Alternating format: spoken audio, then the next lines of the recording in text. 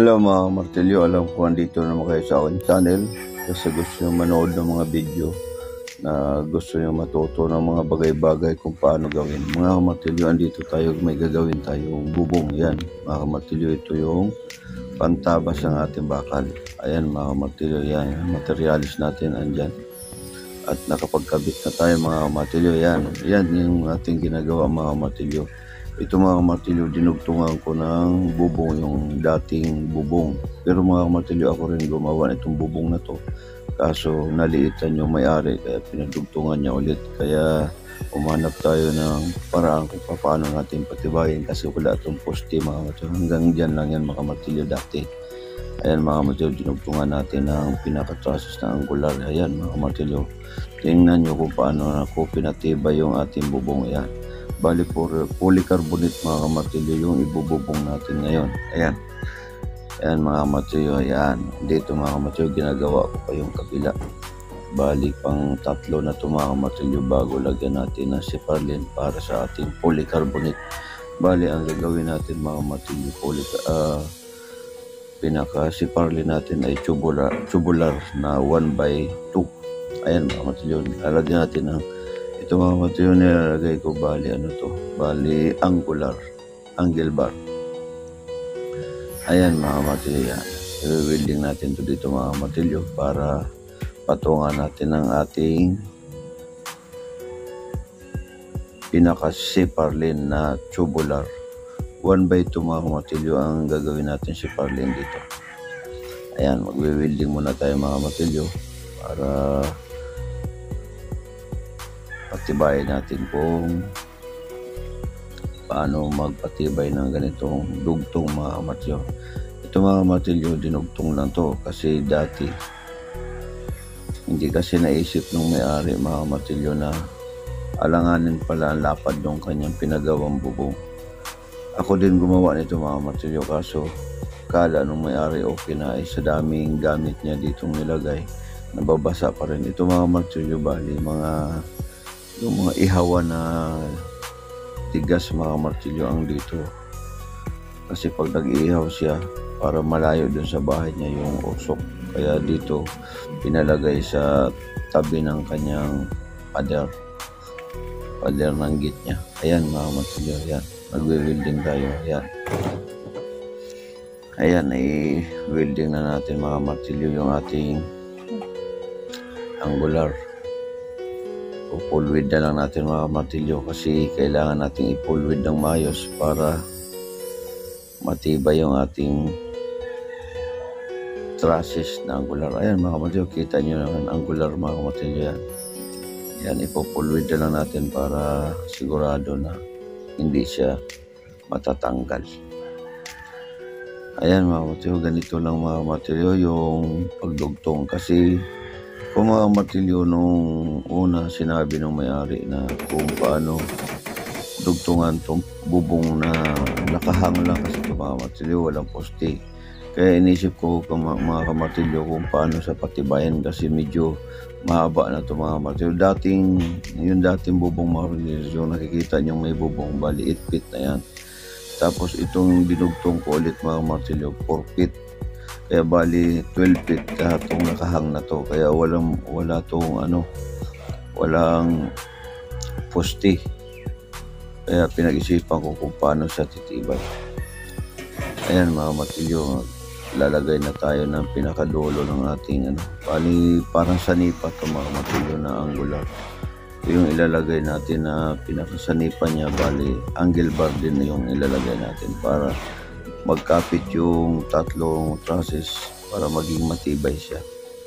Ayan. Lalagyan natin dito sa dulo para pinakang fascia board niya.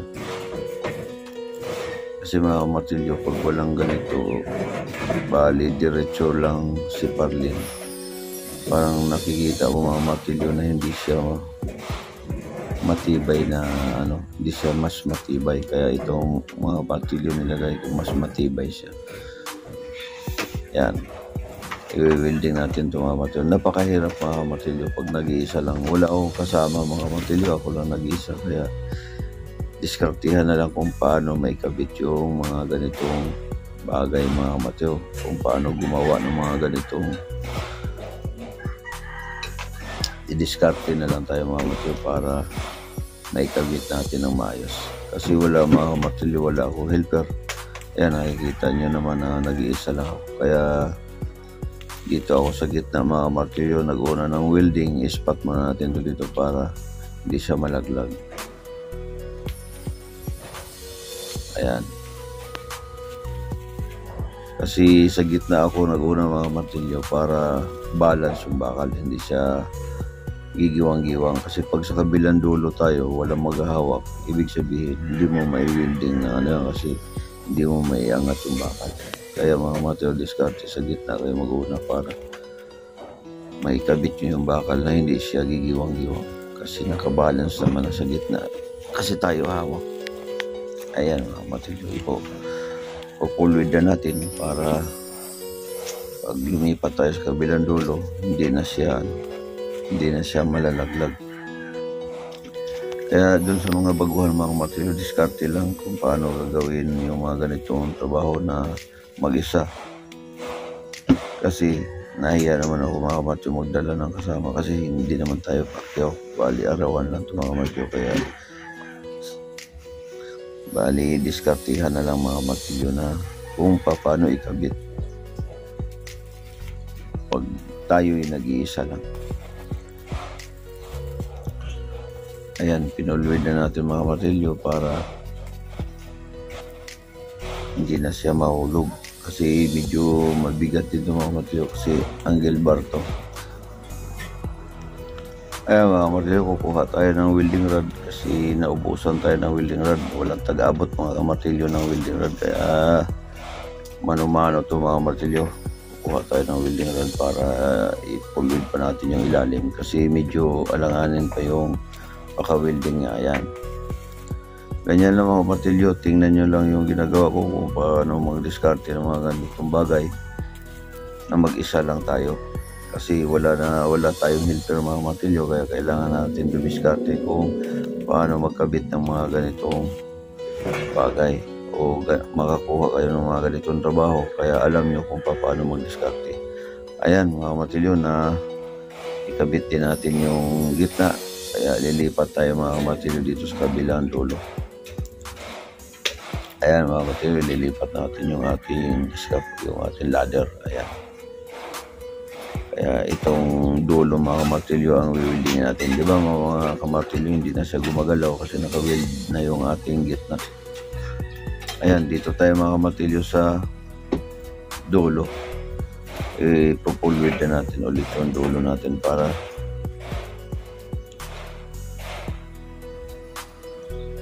mas matibay na siya. Kasi mga Mateo, pag nagkapit-kapit na itong tatlong trusses na to, itong angle bar na nilagay natin mga Mateo, yung pinaka-fascia board niya, ito yung magdadala ng tibay din sa kanya mga Mateo, kasi hindi siya lulundo, kasi pipigilan siya ng angle bar. Ayan, wieldingin natin mga Mateo para matapos na itong aking ginagawa, o maikabit na natin itong mga Mateo. Ayan, ganyan na mga Mateo, panoorin nyo yung ating video, tapusin nyo ito para alam nyo kung paano diskarte ng mga ganitong trabaho. Ayan mga Mateo, di ba lawak, napakalaking bahay yung may-ari ito mga Mateo. Ayan, ito yung kinabitan ko ng bubong mga Mateo. Bali ano lang to, sa kabilang side, yung ano niya, pinakagilid ng pader nila, yung bakod. Ayan mga Mateo, kailangan ipulwid natin na maayos, kasi mahirap mga Mateo pag tae-tae lang yung welding natin, kasi may posibilidad na matanggal siya, nakakahiya doon sa may mga nagpapagawa sa atin. Kaya kailangan mga Mateo, sure ball yun na maayos yung paka-welding para wala tayong back job. Ayan na mga Mateo. Doon sa mga baguhan mga Mateo, lahat ng video ko panoorin nyo, kasi maraming klaseng video dito sa akin channel. kung ano-anong mga video in-upload ko dito mga kamartilyo, para to sa mga baguhan na kapwa ko kamartilyo na gusto nilang matuto sa ganitong mga trabaho.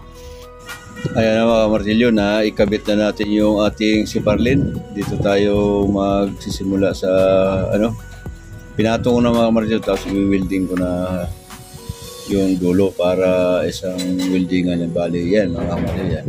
Pinatong ko lang yung mga kamartilyo, hindi ko pa na-welding. Ngayon magsisimula tayo mga kamartilyo, mag-welding na tayo. Yan, pupulwid na natin ito mga kamartilyo, kasi may mga mga stopper mo ito mga kamartilyo, yung angular. Nagtabas ako ng angular para doon natin i-welding yung ating pinaka-siparlin na tubular. Ayan, i-welding ko yung unahin ko yung gitna mga kamartilyo.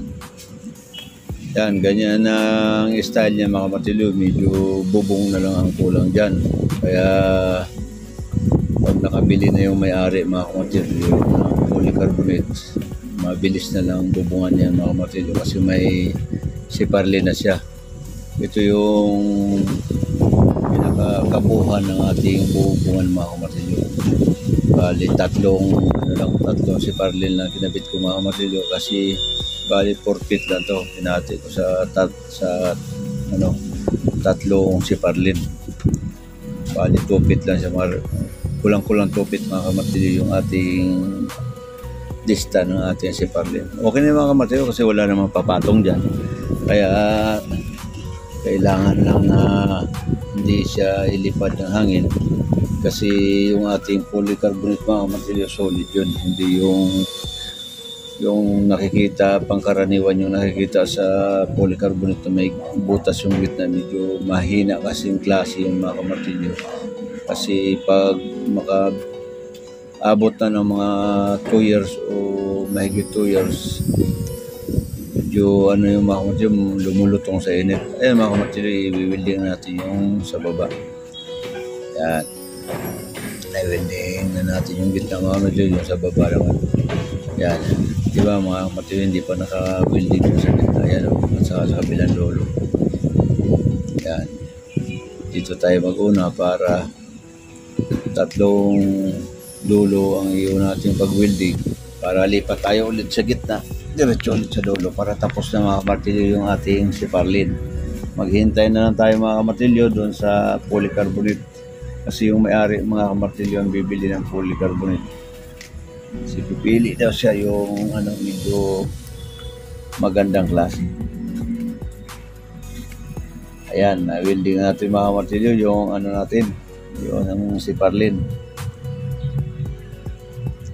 Kailangan mga kamartilyo i-pulwid ng maayos yung ating siparlin para hindi ilipad ang hangin. At saka medyo medyo makapal naman yung siparlin natin, kasi 1.5 mga kamartilyo ang kapal ng ating tubular na ginawang siparlin. Kaya medyo kaya siya i-pulwid ng welding. Ayan, konting na lang mga kamartilyo. Ngayon araw ito mga kamartilyo, matatapos ko itong pinaka-siparlin sa traces. Bukas ko na bububungan bukas ko na ikakabit yung polycarbonate, kasi ngayon pa lang sila bumili mga kamartilyo, baka hindi naabot kasi hapon na sila makabalik. Kaya malamang bukas ko na may ikabit ito mga kamartilyo ang polycarbonate. Ayan na mga kamartilyo, natapos na natin itong kabilang dulo. Lilipat tayo mga kamartilyo dito sa kabilang dulo. Yan, dito na tayo mga kamartilyo. Ipupulwid na natin dito mga kamartilyo yung natin, siparlin natin, para matapos na ito ang ating ginagawang traces, para bukas buong na ng mga kamartilyo. Ayan, mag-welding na tayo kamartilyo dito sa kabilang dulo. Ayan mga kamartilyo, ganito lang yung pag-diskarte kung paano tayo gawa ng mga bubong na unang-una walang post dito mga kamartilyo. Didiskartehan na lang natin kung paano natin sila patibayin. Ayan, bali malapad to mga kamartilyo, nakahang bali 12 feet. Ayan mga kamartilyo, natapos din. Ito na yung kabuuan mga kamartilyo, natapos din yung ating pinaka-trusses natin. Bubong na lang yung kulang. Ayan mga kamartilyo, ayan yung design niya. Ayan, okay na, natapos na mga kamartilyo. Nalagyan na natin ng siparlin lahat. Ayan mga kamartilyo, yan. Kaya yung tsura niya mga kamartilyo. Ipapatong na lang natin yung polycarbonate dyan mga kamartilyo bukas.